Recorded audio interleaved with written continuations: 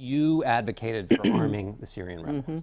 That was then ultimately put in place. We now hear that that is not going well at all. Out of 12,000 Syrians that have been trained, there are only a handful that can actually fight.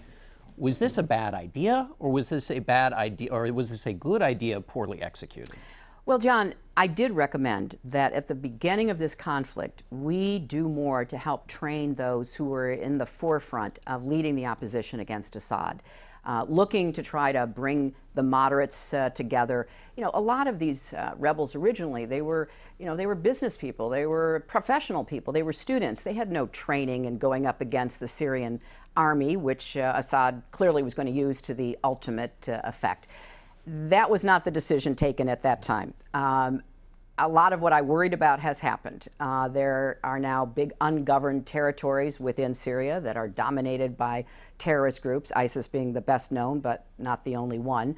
You have Iran and Russia increasingly moving in to support Assad in his constant bombardment against his own people. And then you have these millions of refugees. So where we are today is not where we were.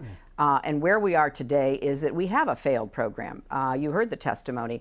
5 people trained for $500 million, $500 million. But I think we still have to keep working with the Turks, with the Jordanians, with others of our partners. We also have to do more to support the Kurds, something that I have also advocated. Let me ask you about Russia. So it looks like U.S. policy now is we're not going to train and equip has failed. So now we're going to turn to the Russians for help. These are the same Russians who are busy in Ukraine doing things we don't like them to do. The Israelis think that the Russians are involved with Hezbollah. Why are we turning to the Russians?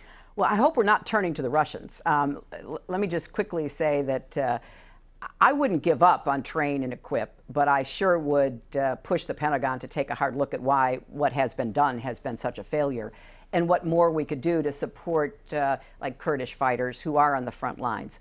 And one of the difficulties we had in the train and equip is that we basically were trying to train people to only take on ISIS and terrorist networks.